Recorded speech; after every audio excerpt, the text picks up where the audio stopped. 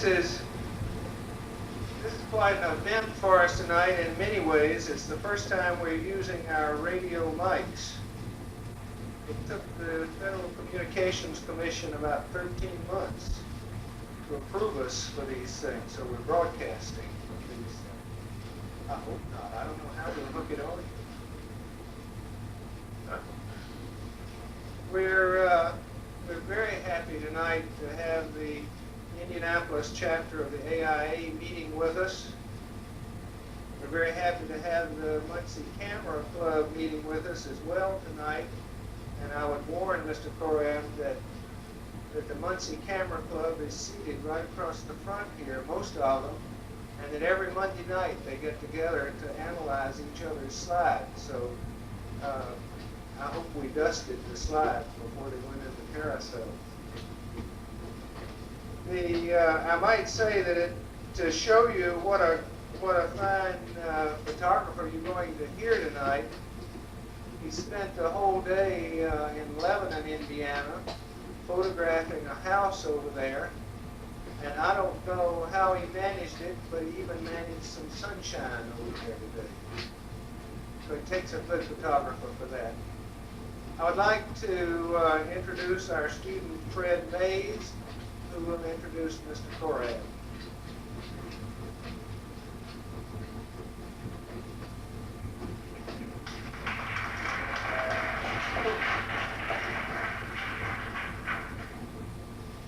Hi.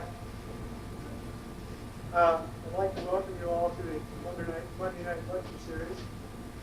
We'll be here every Monday at 8 o'clock. And as you know, tonight's distinguished guest is Balthazar Korab. Mr. Korab was born in Hungary in 1926, and his credentials are as impressive as his name. He escaped communism in 1949, and the languages he speaks pretty well document his travels. He speaks 5 languages, including Hungarian, French, German, and English. Is that only 4? There's another one.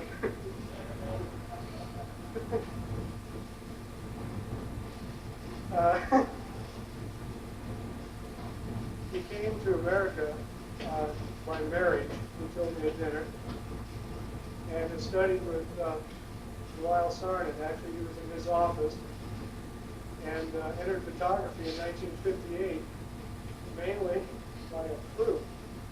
He was a designing architect at that time and was in a competition for the Sydney Opera House.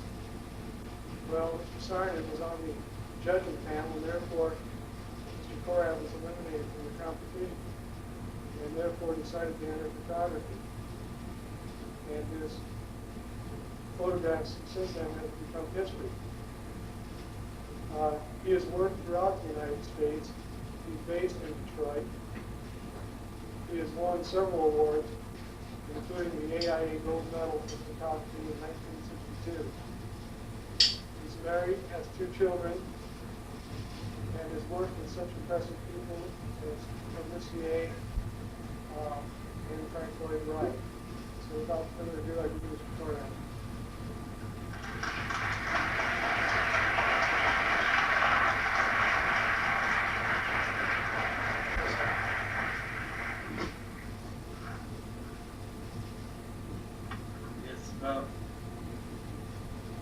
I was told that you'll be mostly an audience of architects and students.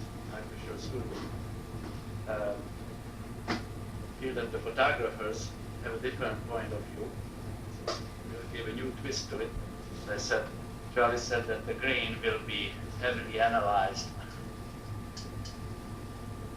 But you will see that it's actually the quantity that I'm trying to impress with, not quality. So we'll go fast. It's given an hour and a half for 3 trays of 80. That doesn't leave me too much for practicing my English, right? The idea was to come here and recruit new photographers. There are too many architects. we are just very few of photographers in architecture. So, in fact, in the few hours I was here, I had already so many questions about just exactly how did I do it and how do I feel about it. But let's start on that. I feel great. It's a very independent kind of a profession, and there is no ulcer. Craig pointed out one of the points which I felt and actually argumented the very same way, that photographer produces result in a half an hour and the architect at best waits 2 years. And his ulcer may start there. This is the result. Well, that part of nice, irresponsible quality of the photographer is what appealed me, and I would say that's the simple interpretation of my shifting or leaving architecture so happily behind. There are a few sleepless nights, you know, after I photographed a very bad building or a very good building, I wonder why I'm not back in architecture. The very, very bad building is for obvious reasons. The very good building, of course, is inspiration. But after a good day's work, one sleeps sound and doesn't dream. So, long is the list of the runaway architects. The one, of course, the rather obvious way was the photography. Now, I'd just like to point out the true story on the Saarinen was that I was there and we started to do photography as a necessity. There was more and more model building, and the models became ever larger scale, and no commercial photographer was quite suitable to the interpretation. The Sydney Opera House incidents was that I had to quit the office because Saarinen was a jury. I quit before. I went through the competition and actually came quite close to become an architect.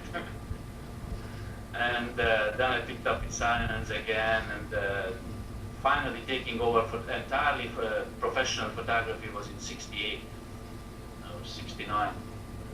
58 or 59. Well, back now to the problems of photography. I feel that the photography is a necessary thing for anyone, whatever his future plans for life in architecture. It became, some time ago there was a dialogue that is drawing, the artistic talent, drawing, is it a necessary thing for the architectural study or practice? Today I feel photography enters that very dialogue. It became such an important extension of our everyday life, our way of presenting ideas, perceiving the whole universe really is through the media. And whether it's still photography or motion pictures, television, video, or so, it did become part of our world, our concept of the world. Therefore, the knowledge, a certain knowledge or appreciative knowledge of photography is a very highly recommended thing. And I was very happy to see that right here, photography happens to be an active part of the curriculum. As I say, hopefully, we are not here to invade the field of photographers of architecture, but we always found that the simple practice of making architects aware of the problem of photography helped us professionals, that they became much more appreciative of the extra quality that a professional can offer. There are very practical ways how photography enters in the practice of architect, and of course even at the student stage. at the very beginning, of course, it's rather simple. You go out and carry your little camera and use it for survey of the sites or records and so forth. But the development of the idea, that is in the design stage, where design is done more and more in model forms, it becomes a kind of a test. The Polaroid enters, the slide projections, and it becomes a working instrument in developing the idea. The real active role photography can play is at the presentation of the idea, when the idea has already been developed in the intra-office dialogue. Then the idea has to be explained, presented, sold to the client. And more, the clients are multi-headed organizations, people who may or may not have the professional point of view. So the interpretation of the idea is of a very important part of the sales pitch, and use that term in a very solemn way. Selling an idea is the most important part of the practice. Here, of course, photography, films, and video, other media can be involved with the multiple type presentations. And as I said, particularly in case where the client is an organization, some kind of a school board or a government agency, to bring down a visual idea to the level of the layman, interpretation has a very important role. I will dwell quite heavily on the model photography, and particularly the students in mind who I see work in models as a matter of course. Then, of course, when the building is finished, then comes the show and tell.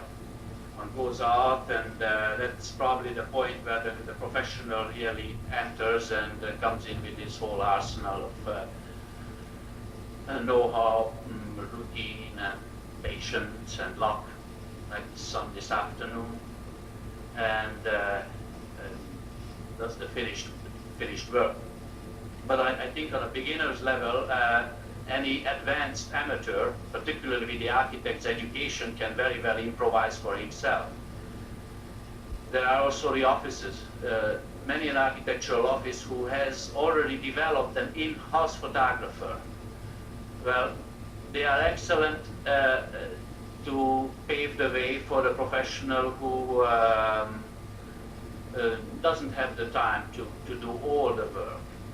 So many of the large firms have their house photographers, and they are very welcome, and they do I would say, the dirty work. Now, later I will, during the slide projection, I will discuss all the ramifications of the practice of the professional photographer. Let's just say the more routine practice of mine is working for architects, for magazines, architectural magazines, that is, professional magazines like Forum, Record, PA, and we have a new one, Architecture Plus. And there are ramifications of advertisement, editorial for other media, and many others, but I will dwell on that when we project the slides. The model photography will be discussed much in detail again during the projection.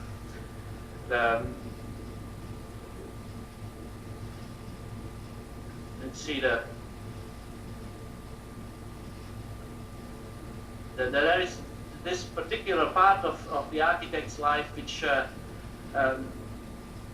is leisure time, it's extracurricular, and photography plays quite an important role there too. It's a self-expression. It's a very happy, independent indulgence. And of course, everyone knows no one would go on a trip without a camera nowadays. The personal observation can be easily recorded. It can be used as lecture material, critical analysis, and many way the camera is an extension of the architect's everyday life. Well, let's get to the pictures, since I have a few. Is it wireless? And we are testing. The light. Going a little historic there. I went to finish my architecture schooling in Paris at the Beaux-Arts, which was still in a very romantic shape. This is a studio scene of the Beaux-Arts, but I show it because there is my diploma thesis project in the corner, and the photographs have been quite heavily used for survey and even various techniques.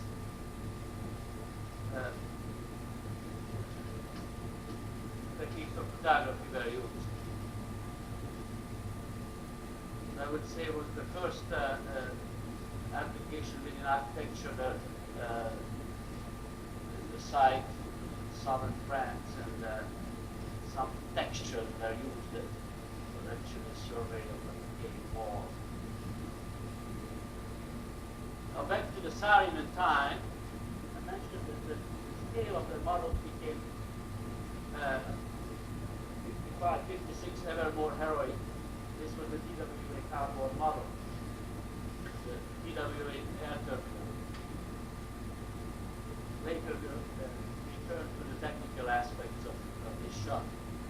But by being there as a designer, I got gradually bored, and very soon I found myself almost full-time photography instead of design. The General Motors Technical Center was just finished those days, and I did a slide coverage for her also.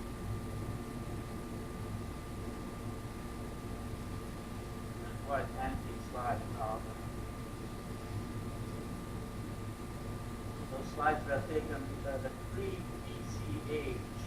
Now PC is a micro lens that corrects parallel lines.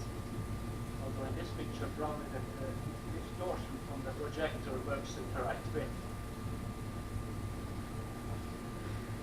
This one was taken with Leica, of course.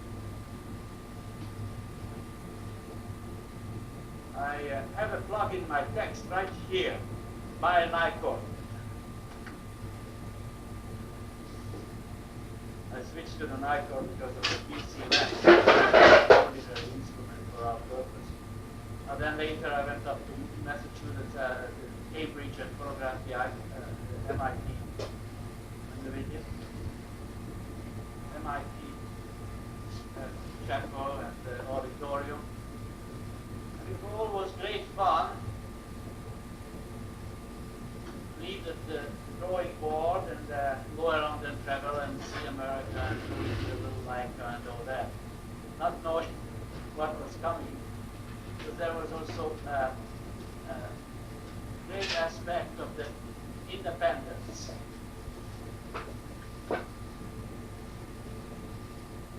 Magazines started to ask me to photograph certain things. I did some moonlighting. This one was in St. Louis, one of my first jobs. IBM, I worked on the design of this building, and I went on to photograph it in Minnesota. It's still Italian. And then gradually it turned into more and more full-time. Yamasaki was on the rise then in Detroit, and became very closely associated with those days. He's still there, but he's building one building every 10 years. New York Trade Center.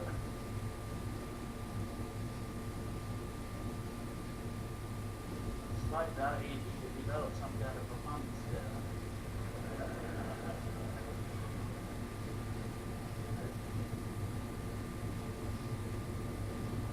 Also the models have been changed things. This is the Yamasaki.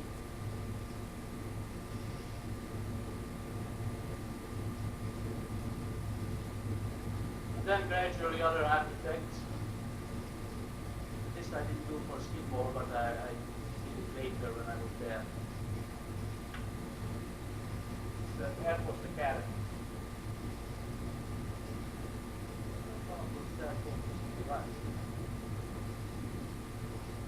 Those were the days when traveling was still fun.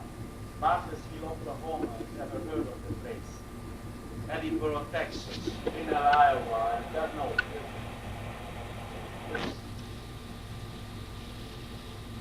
It's Philadelphia, Los Angeles Art Museum. England, Michigan. The home of Alvin Dahl, who was also an architect on the sideline here of Dahl Capital Company. He was in Frank Lloyd Wright at the time, or he had his apprenticeship in Frank Lloyd Wright, and that was Don Hall.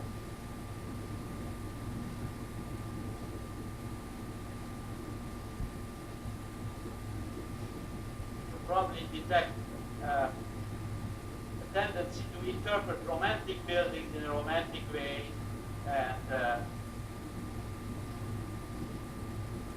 let's say buildings with a strict discipline in another way, which is a professional approach to things. Not try to put too much of one's own vision into the work. It's a certain humility behind the camera is necessary in this particular practice. This particular photography, when I'm sent out to interpret a building the way the idea was conceived and hopefully was executed.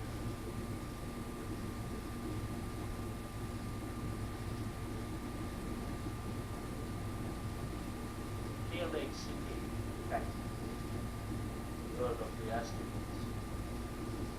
Some Indiana reference here. This is in Canada, but maybe it's not Columbus, Indiana. Almost the south. Harry Bees is the architect. I'm just flashing through the pictures to give a kind of a cross-section of an idea of the diversity of buildings one has to handle. This is Columbus.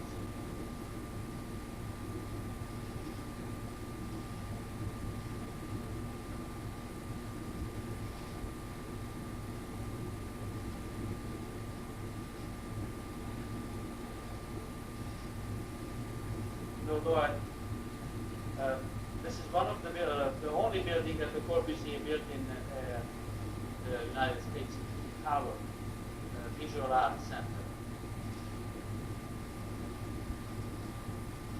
That's one of his classics from outside digitization. It's one of the first paintings here. And did quite a bit of work for Mies van der Rohe. This was in Mexico, the Bacari, or the one in Berlin, the museum, one of the last major achievements.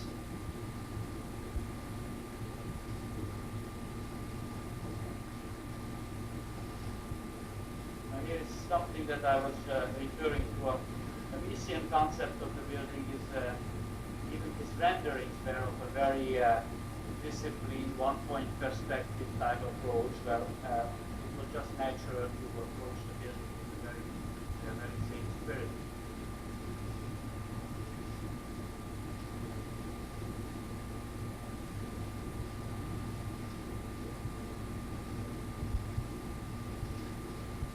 Then, of course, great romantic master, Frank Lloyd Wright,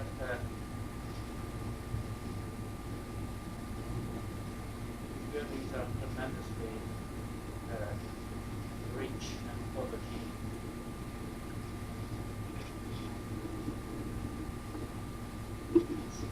58, coming from Minnesota job, diving job at Stockton, and he wanted to stay there. Wife was a physician. Rogers took to a photographer and took the job. So, great dilemma. It was very impressive that we kept it up in Wisconsin. But ever since I photographed it, really mostly for my own kind of one-day book. The three-quarter of the research done was extraordinary rolling off. Study actually in Arizona. Marine County Center in San Francisco, near San Francisco. The college in Michigan by local architect, Jim Kessler, same architect.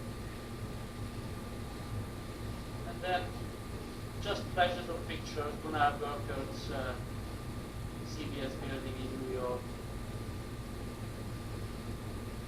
Interiors of all sorts. This, by the way, is a headquarter of the McDonald's hamburgers empire. It's called a think tank. It's a kind of a glittering maze. People coming for a minute of contemplation.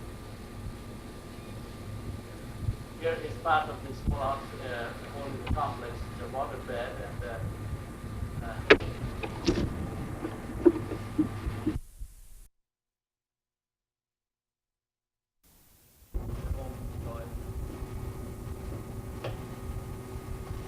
all of the McDonald's areas. All the way under that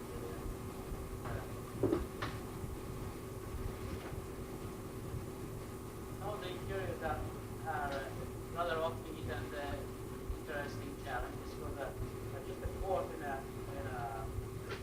shopping center. But it was mostly a challenge because of the mobility. It was a black light situation there, and the light was changing every few seconds into incandescent, fluorescent, and black subject that was really interpreted by motion picture much better. Again, a little Columbus.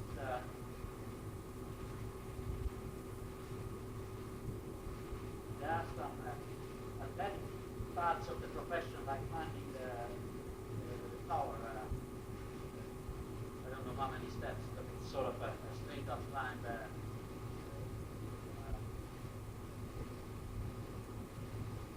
carrying this letter. I assume everybody knows Columbus, Indiana, inside out. Oklahoma City,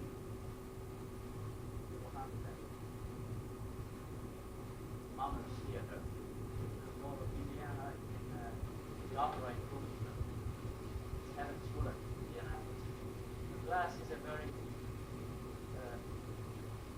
good material to work with, and there is also quite a trend right now in architecture to cover everything on the outside skin. The detail of San Bernardino City Hall by Cesar Pelli from Woollen. One of the pleasant aspects of my doings is that I travel around and I see old friends. The Simon group of the mid-50s was quite an international group assembled, and since the Zion office has even through quite a few changes. Now they are scattered all over the country, and I meet my old friends who works for them.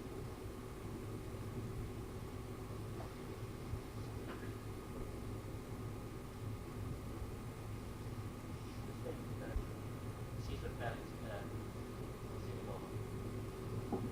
This system work all right. the speaker system.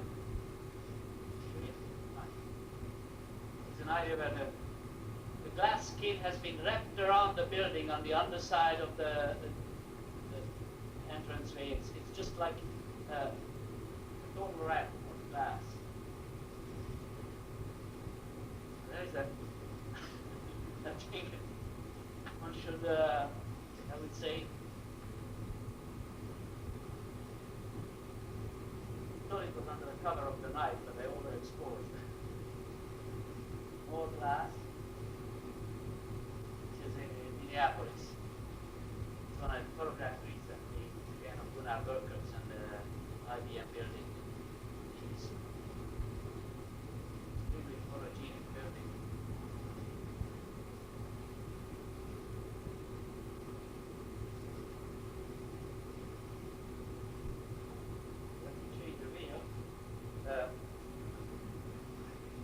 Give me a little time to switch in the second reel. See, our focus is even better. A little more time. Do the guessing. You can see it's very easy to go out and photograph a building after I've been through with the model. You get that all the pictures were identical shots of first the model and then the building. Sort of very easy to go out, and then all the angles have been flooded. And in most of the cases, actually, the building turned out like the model. It's a lot of double-edged remark, but or at least like the model shot. And here we are in a rather essential point. That I feel the photography of the models is quite challenging because I'm facing an object. The model is a small scale object. It only becomes scaled up through photography.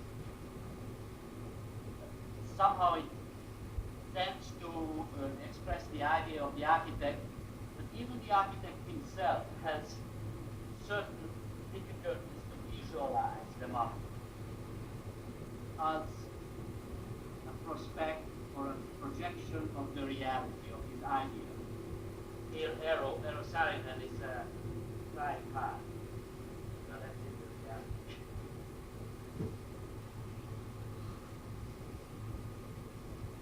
Because the problem is essentially a scale problem. The viewer approaches the model as an object, as a box with more or less indications of the basic idea that he thinks, but the scale gap is so large that it takes a man of imagination to bridge it.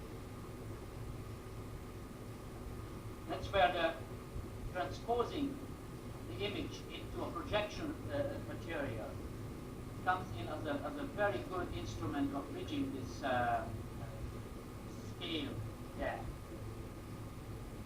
Because it somehow depends on the quality of the model, the detailing, the accuracy of the model, but not alone. There are a lot of ways one can indicate scale, destroy or upgrade the scale of the model. Because there are ways to destroy it too. Let's say some models are beautifully detailed, and just the fine detailing of the model suggests scale. Other models are rather simple and diagrammatic, yet with the right choice of lighting, angle, level, point of view, and some trimming such as horizon line, atmospheric effects, can suggest a scale. Here is an extremely simple cardboard box. If you look at it, it's just a cardboard box. So some models are intentional. It's sort of a diagram of a city plan. Project in Italy and done in the lab.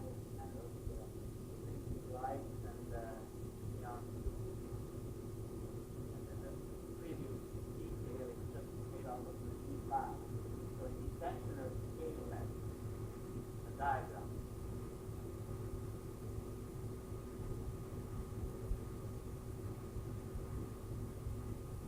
Imagine that you present the viewer, interested party, with a box like that. Or rather, a projection of what the interior really happened when the building was finished, or rather it was an interior treatment.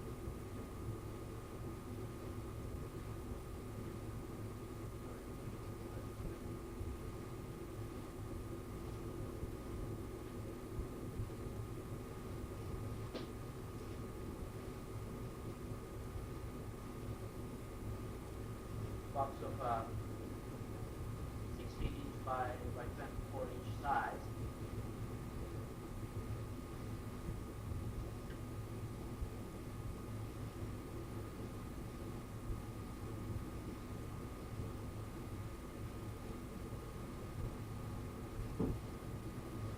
Now, a few points here. This was another box that was delivered to my studio.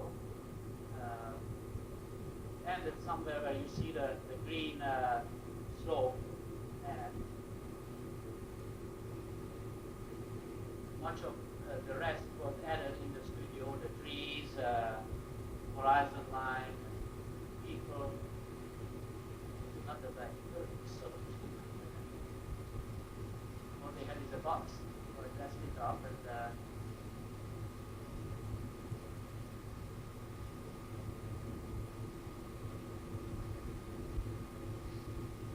I'll have some later shootings too, but you can see that actually the set is very simple. I'm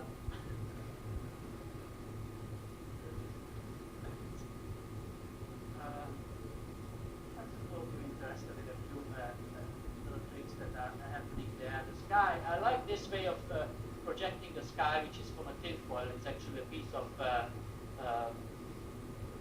steel plate, ferrotite plate, that has been twisted to the leads. Sort of projects a cloud which is flexible. You can change it according to the shape of what you want to use as a background. All the little shape creating tricks, and those mini spots are excellent because you can really zoom in on very small areas and create local light effects and quite a control. They are 150 watt bulbs or 100 watt bulbs, so they don't overheat, and of course there is no problem of exposure time, you have all the time.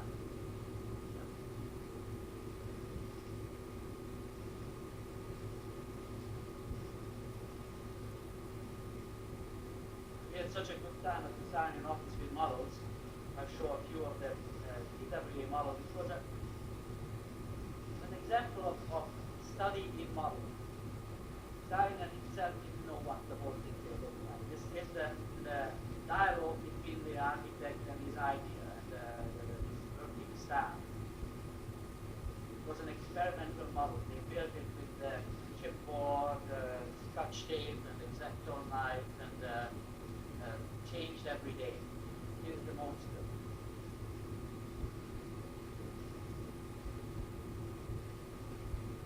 Just a half a model. I think it was something like an inch scale or a 3/4 inch.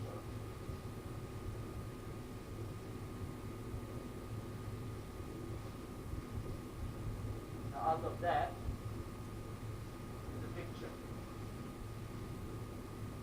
Still not the finished photography. It was the model before being cleaned up. You can see all the glare of the scotch tape and joints of the mirror. It was reproduced with a mirror, of course, on the symmetry axis. And people were cut out. Ample smoke was blown into the building to create some atmospheric effect. That's when we discovered that how few architects were actual smokers. The casualties were very high. Giving them cigars and they're running away bare.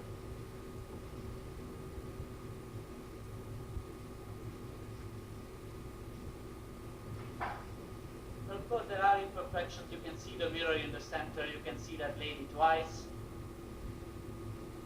But the impression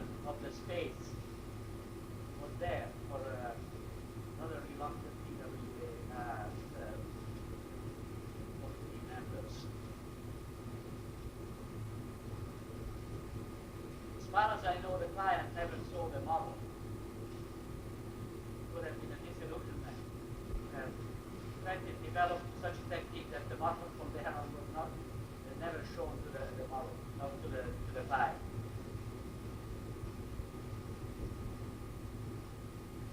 And here was a study for IBM. An exterior corridor idea was to be sold to the client. But we went as far as photograph the executives of the IBM and put them in their own place. They loved it.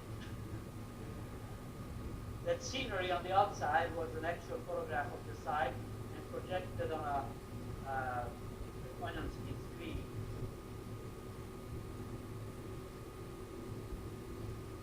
I have no pictures left of that particular color, that's the only one, but it was rather convincing of the idea of having an exterior corridor in a very beautiful, rolling, heavily wooded site.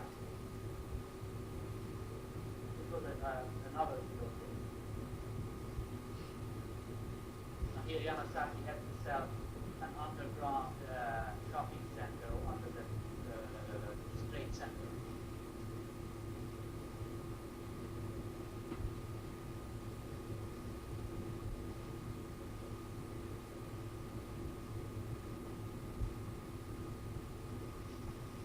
Was the model. It's a continuous city. It's kind of an idea project, utopia, built above and along the highway. Only the model was built in those two units, and the double mirror system gave the impression of the continuity. But it has some limitations, like here you see the double mirrors repeating. The camera was exactly at the level of that horizontal bar there, so you don't see the camera. But otherwise, the basic mood of running through that expressway has been carried out.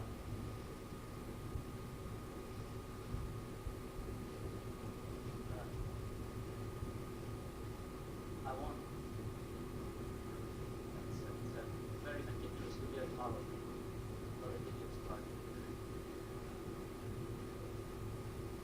One of the noted architects emptied to the Roosevelt Memorial. There he sits in all his golden glory. And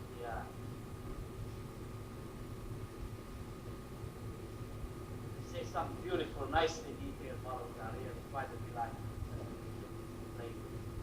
That's the plaza of the Trade Center, New York Trade Center.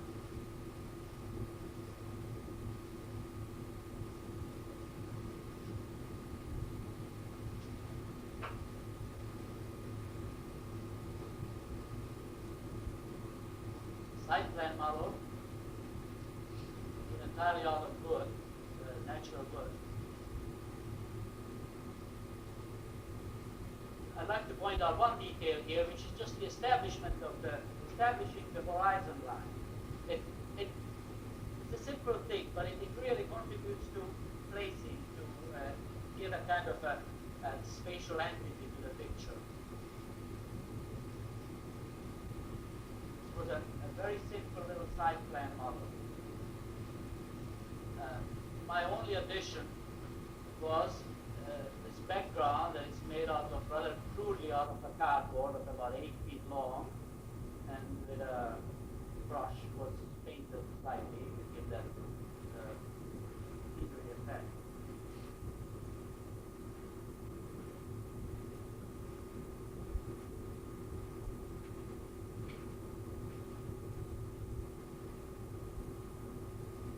Here again, the model was given a very narrow shoreline, and I had a pocket mirror in front of the lens on the critical position. Of course, you have either a slide with a single lens reflex, so you can position your mirror in a very, very precise way. But it was probably not larger than a 4 or 5 inch square mirror. The hazy effect there is junction of the mirror with the model.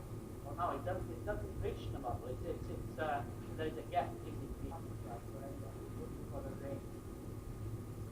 Model, the tower is about 7 feet tall and goes for a 25 feet tall background. So the average model never comes near to go to that side. So here again, the pocket mirror trick with a little white cloth with a watery effect. For the model kits, they come as in a box, or simply limited. A piece of flat paper right in front of it. You can see the line there, very close to the building. That's where a piece of paper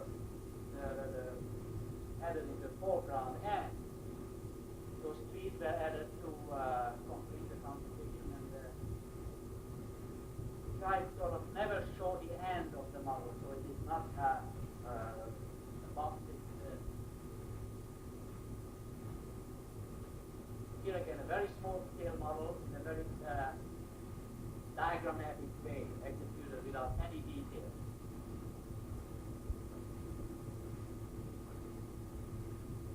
The water effect is done with a backlit cloth, white cloth, and backlight, essential from Michigan.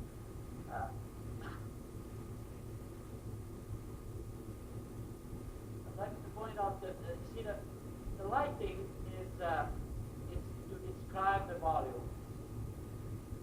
It's not necessarily a one-directional sunlight effect.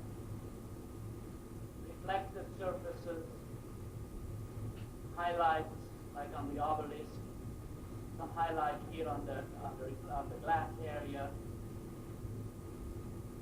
It worked over quite meticulously to describe the volume. Sometimes it's an extremely simple kind of sketchy shot with exaggerated effects. This shot intends to just describe the scheme, the pattern of the design, the character of this plan that's split in the middle and all done with, mostly done with those very small localized spotlights. Just a few shots to show the different light effects. The transparent object described in a very diagrammatic way. Very same shot with different lighting effects. And those together in Ann Arbor. Very sober design. The main idea was mirror surface lobby that changes in the light. It's actually the same camera position and just changing the movement. Then again, sometimes in the design process, the architects bring out a diagram of an idea. There is no intent to be realistic about it, just a graphic interpretation of an idea.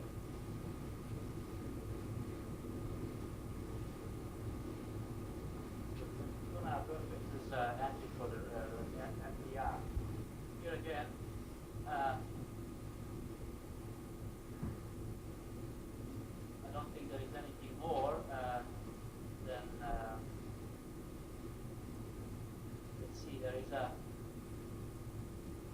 yellow product box in the middle of the model that was very likely there to create a shadow. The box was not visible from the camera point of view, but create some kind of an effect that was desirable. And here is the result. Extremely intricate volume that had to be meticulously brought out with the choice of the right level and the precise lighting effect. Then again, back to the pleasure to go back to a building that I already photographed in model shape. This is one of the lakeside and works of the Washington International Airport. The new building in Detroit, Redkey headquarters.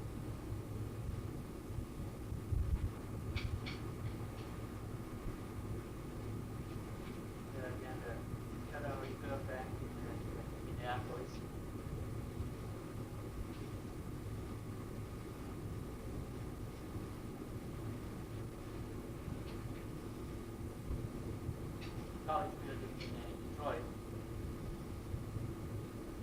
worked on some design details at the London Embassy by Stalin and highly controversial legal.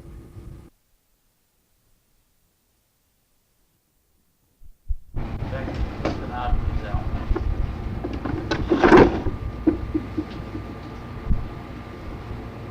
That was one of the last kicks in my design activity, was working on the color scheme of the IBM building in Minnesota. This fireplace, some friends of mine attributed that it was a part of my motivation to leave architecture. I got on this design. The house was practically designed and done, but the fireplace was sort of sketched out by Sarin, and they put me on the rather thankless task of, I would say, fiddle around with it.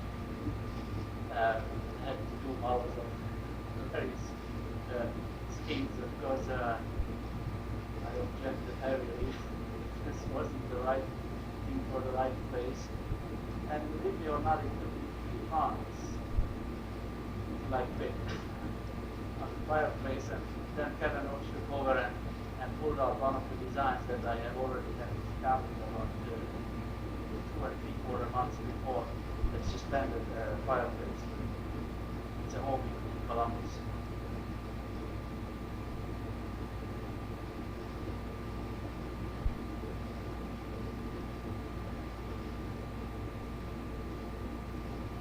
That much of model. Now we have one more box. Sort of will give a kind of a cross-section of all the other activities of pastimes or outlets for the photographer of architecture. This audit stood in 1965.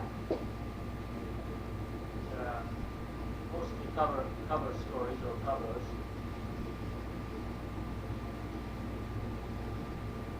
The Time magazine there is a rendering, but it was done on my program for Yamasaki, because I did the editorial coverage for a magazine. So it was is quite heavy on professional magazines, although House and Garden and some of the other glamour magazines, House Beautiful up there, were part of my occasional activity. Advertisement, there are foreign magazines and daily papers and so forth. I did a few trips with the House and Garden people in the northwest, or the southwest, and a few shots from here, Jojo Keith's home in near Santa Fe. Beautiful old lady lives there. Magnificent old house, which we sort of modeled to her own thing. She was delightful. I came in at 8 in the morning. She opened a very famous door of hers. It was photographed by many photographers, except me. She was so surprising. Ansel, come in. Well, Ansel, that was a very nice way of receiving a little photographer. She really looked like Ansel when he was young. From there on, it was long. That's her studio. She was a great painter. So she was up here in my university all the way through and made soap and kept on being available. She didn't interview with any other photographers, you probably know. See, now, those are shots done for those very polished glamour magazines. And no one really pretends to go into that feeling. It's, again, a very professional interpretation, slanted in the direction of their editorial needs. But of course, the house, the home, is such a marvelous, great subject that one can approach it in many other ways. and beautiful, beautiful photography in a kind of a self-expressive way. This is Alexander Girard, Santa Fe, the designer.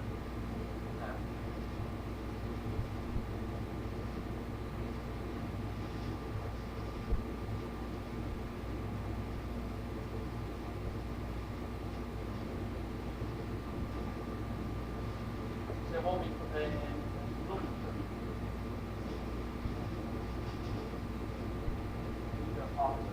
Yeah.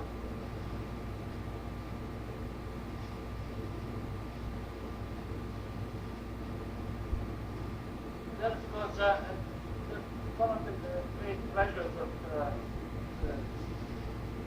wandering around the country is to see friends and meet interesting people. This is Kevin Roach reading Joyce, I think, yes, William's Way. And having a few drinks meantime, and we all had it, and it was a marvelous party. That's the sequence, I would say.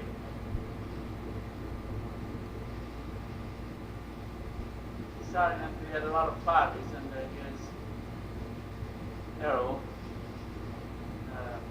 Elise Sargent in the hat.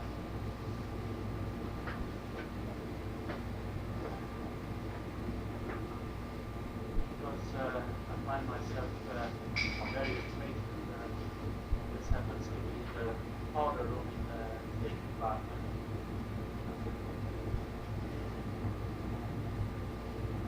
Get it off. This was one of the early shots at MIT. Or every once in a while I find myself in a rather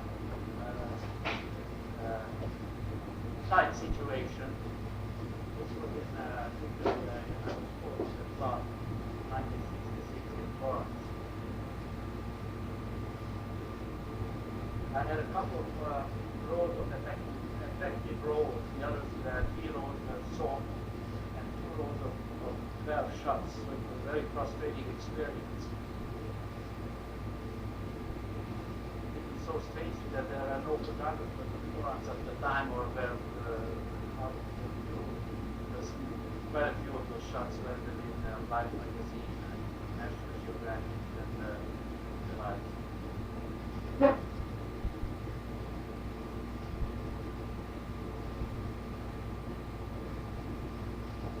Another kind of position as a cherry picker in Columbus. School in Columbus.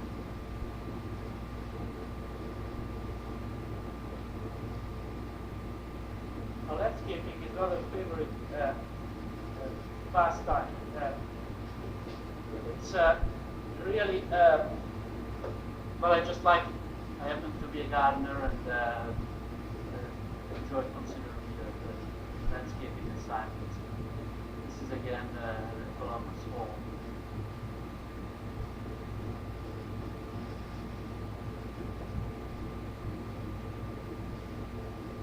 There again, here on the right place at the right time, one of the common places of photography practice.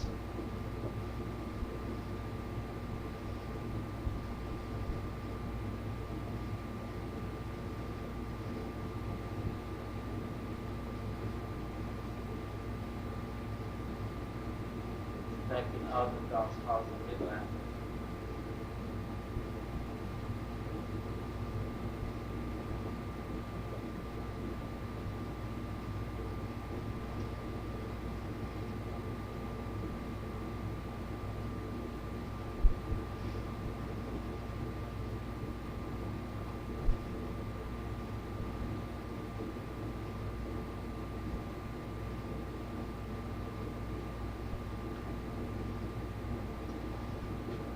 Coverage for in France, the Deep South, and the Belgium mansions.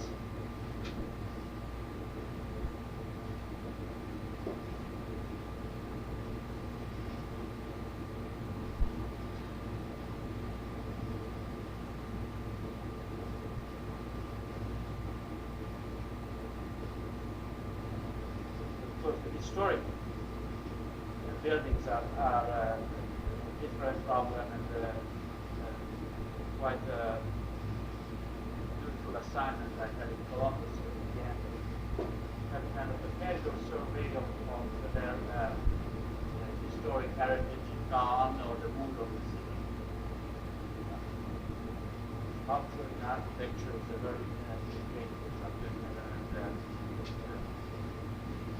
much more for professional practice.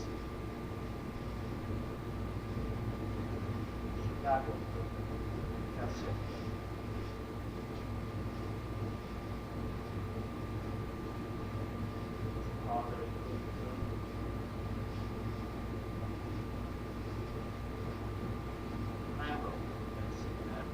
There is the other important segment of our activity is the advertising. Building materials, the manufacturers, of course, use a lot of advertising, and it's interesting and quite lucrative part of the business. The glass being very much used nowadays in all kind of new reflective glass. Quite a heavy advertising on the competitive materials. This is again the season that Santa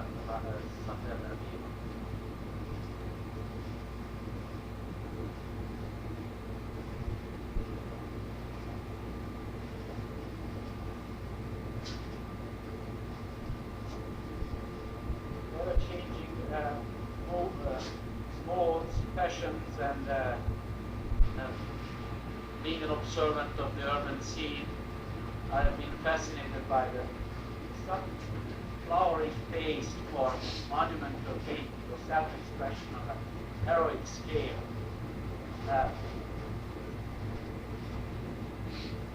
It's sort of, it has a few years history, but it's marvelous. Here's the proud author of this tree. It's like in nowhere, it's awesome. I thought it was just a marvelous guys, I don't know, Woollen died and said he wanted to play that's a popular pastime.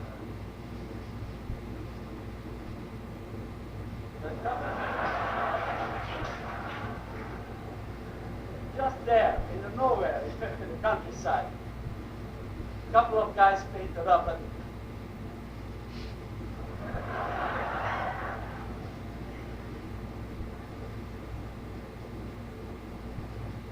I should have shown really that the smile, the Mona Lisa smile has been cut off. It stops at the nose. The take from Chicago, it's just marvelous because he does his thing.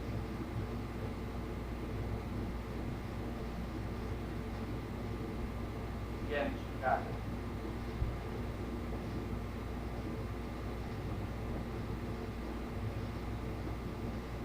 College being the subject matter.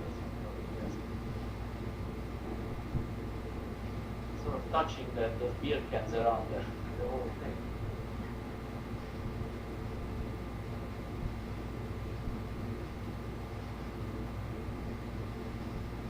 It's sort of a touchstone of self-expression. This stone has changed every 2 months. This is somewhat of older vintage, but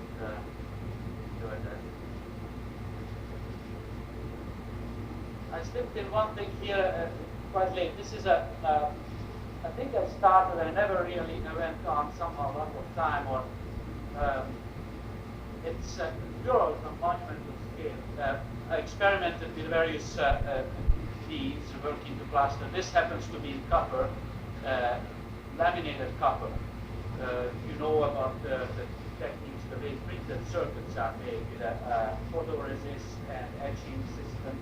And it's a black-based vinyl acetate something, and the copper has been etched away. So it is a very permanent mural. It has been applied in one of the buildings in Detroit, industrial buildings. One day I will get back to it. It's to transpose the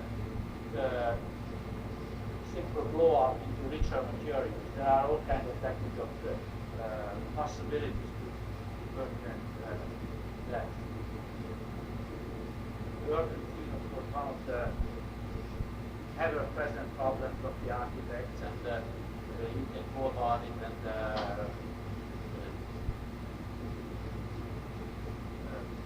illustrate.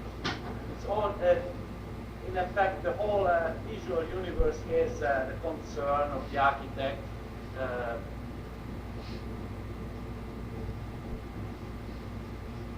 There are subjects which ruin our mind, and it's a matter of expressing it and of course bringing it to the media to be printed or used somehow.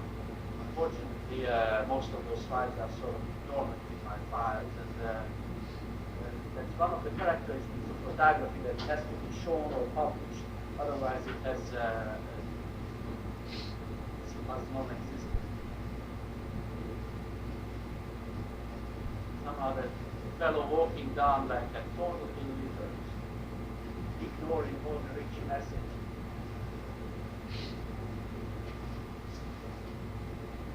Here's the message.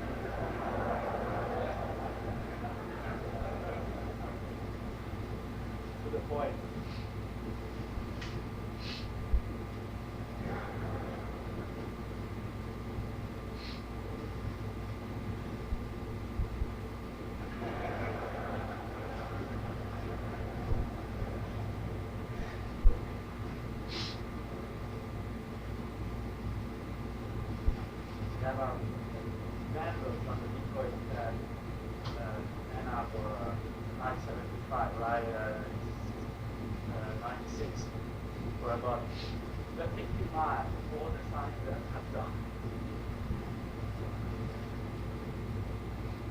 Construction photography is one of the natural ways of activity.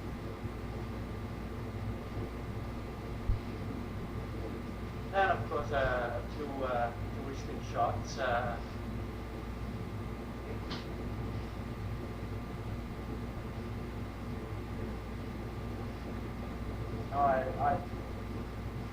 That's a pretty routine stuff. I came back from Italy. You want to see my slides? I have 6,000 of them.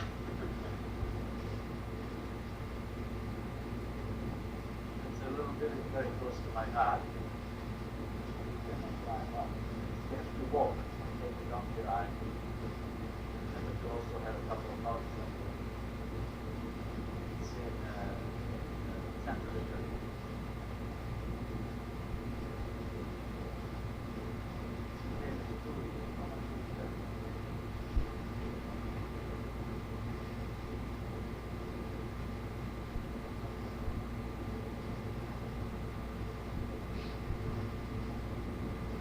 One of the books that I'm going to publish or release. It's very, very close to being published in Italy. It's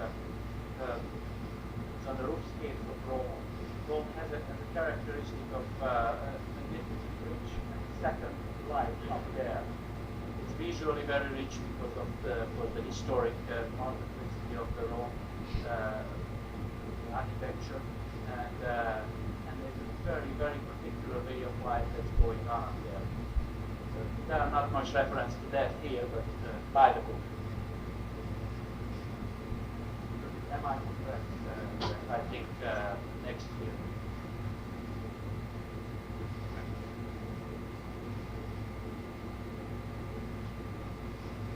So, for a few sources of inspiration.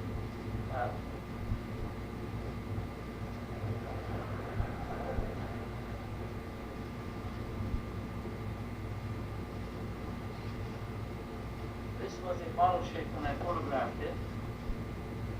It's a Yamasaki building. A year later, I found the Detroit version.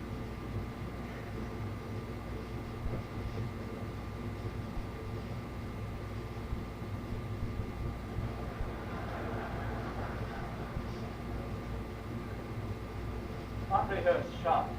It was there. I went up and then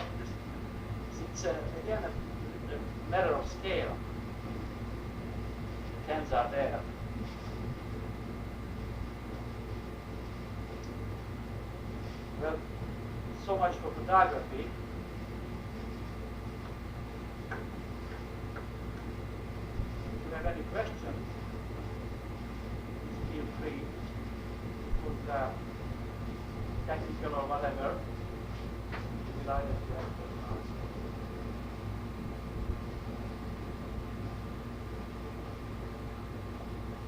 Money? Follow? Of course not. Just that's what I have for projection. We do TV today slides out of black and white pictures.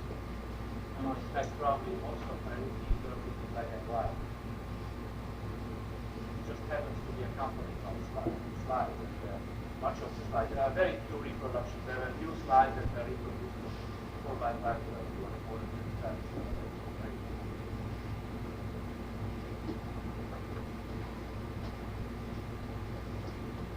Oh, it depends on his position. I would say probably the New York Trade Center model shot was a whole that particular shot, or the concentrate all the effort, the background, lighting, experimenting was probably a whole day. The other shots can be done in another minute and a half an hour.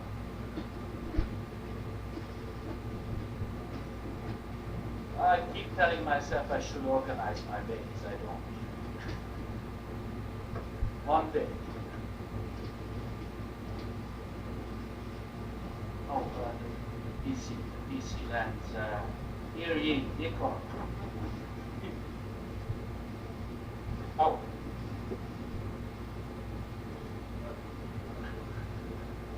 Okay.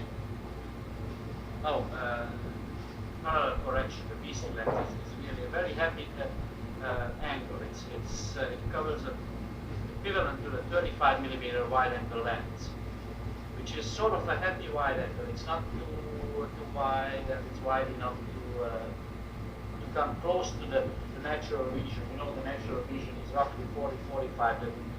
That's without moving the eyes, and that concept comes through best with a 35 millimeter lens, and of course the mobility of the lens is marvelous.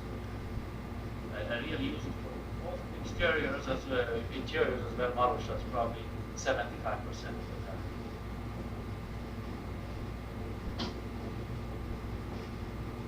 Oh, I thought that because should make some reference to the equipment.